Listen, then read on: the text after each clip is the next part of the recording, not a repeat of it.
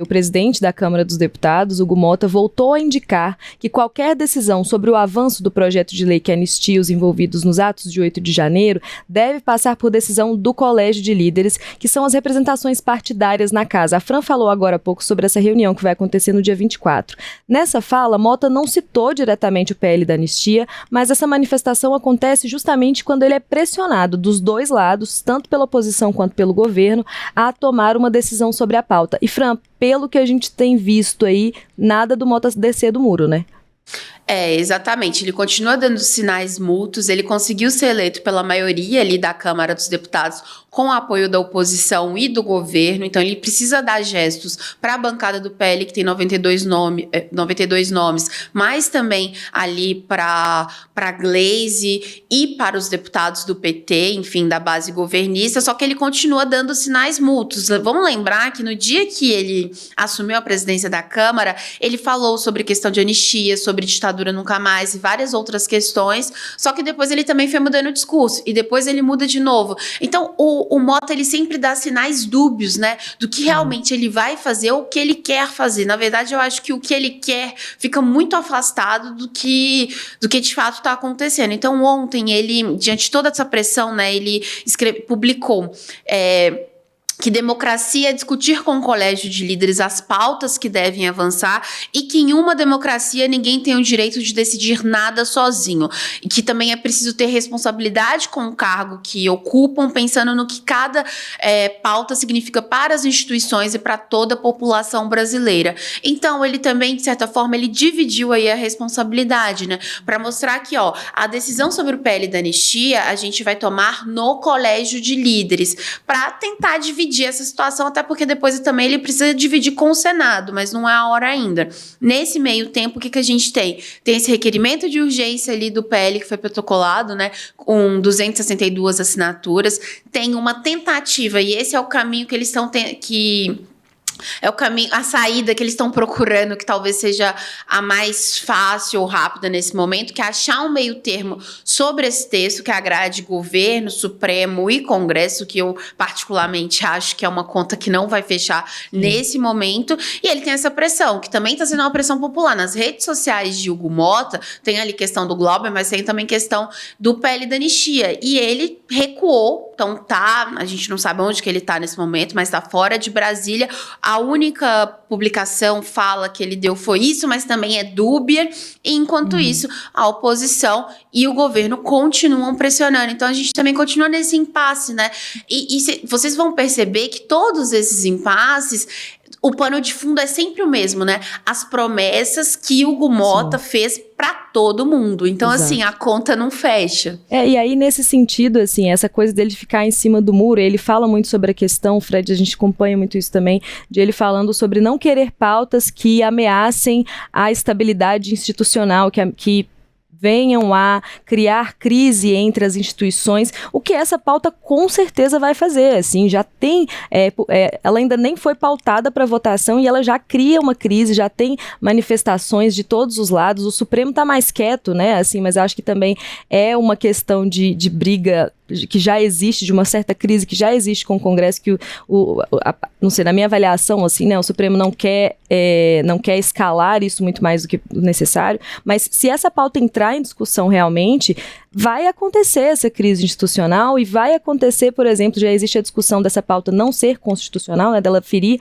a Constituição, e aí passa por uma questão de beleza, vamos supor que ela seja aprovada e que ela seja sancionada. Ela vai chegar no Congresso e provavelmente vai ser barrada por conta dessa possível inconstitucionalidade, né? Se ela se provar ali no final. Então, há toda uma teia que se forma que complica muito a vida de todos os envolvidos nessa pauta e complica o caminho dessa pauta até se resolver, né, Fran? Como a gente disse aqui ontem, a anistia é uma coisa que a gente já falou muito e vai continuar falando muito aqui no Primeira Análise, porque é um assunto que vem movimentando muito há muito tempo e que vai continuar e não vai ser muito rápido, né?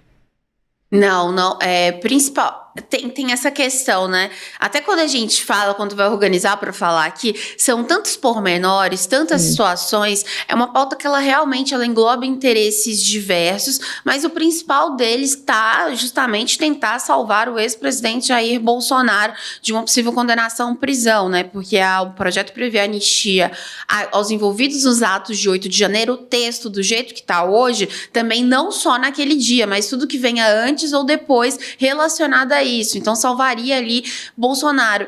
E a gente não sabe até o momento quando também que o Supremo vai colocar para andar esse outro julgamento, né, sobre a condenação de Bolsonaro e outras 7 pessoas. Há uma celeridade nisso, então há uma expectativa que antes do fim desse semestre já comece, então já começou aquela fase de instrução e tudo. Agora, o ex-presidente também, ele tá tá internado, né, em função da cirurgia ali que ele fez no domingo. Então, assim, são vários pormenores mesmo. E é um ponto importante, mas só passando rapidamente, é que enquanto todos os olhos estão voltados para isso do PL da anistia, outras pautas e outras questões que também precisam de um posicionamento de Hugo Motta também estão ficando em segundo plano. Então, a questão das regulação das redes, que ele deve começar a ser cobrado ali por volta de junho. Então, vai chegar um ponto que o presidente da Câmara, ele vai precisar se posicionar sobre todos esses temas, porque aquela ideia dele de ficar os 6 primeiros meses sem nenhuma pauta polêmica, alguma coisa para contaminar ali o início da presidência dele, isso já foi para água abaixo há muito tempo, e essa demora só complica tudo. E existe uma situação em que a gente vive hoje, assim, um contexto político, né, que diante da polarização que a gente vive, qualquer pauta pode se tornar polêmica, né, qualquer coisa que fosse votada, qualquer projeto apresentado, qualquer votação dentro do Congresso, ele pode tomar essa proporção polêmica por uma questão de ânimos inflamados que a gente vê hoje na população de forma geral, até entre os próprios deputados. E aí você tem deputados que inflamam pautas porque elas não condizem ali, ou por uma questão de querer barrar essas pautas, ou por uma questão de torná-las mais importantes ou dar mais visibilidade a essas pautas, né? Então, essa questão da polêmica, o Hugo Motta se ele queria tranquilidade, eu acho que ele entrou na presidência no momento meio errado, né, Fran? Ele não deveria ter se lançado esse cargo em momento algum, se a busca era por tranquilidade dele. E o estilo de... Desculpa, Fran. Imagina. E o estilo de condução dele é muito arriscado. O principal trunfo de barganha de um presidente da Câmara é a possibilidade dele controlar a pauta. A gente lembra muito de Eduardo Cunha, o quanto ele dominava isso com excelência, e ele colocava, inclusive, o executivo em xeque ao pautar ou não um determinado projeto. E nesse anúncio que ele fez, ele disse assim, não, quem define é a maioria. Então ele abre mão do principal trunfo político dele.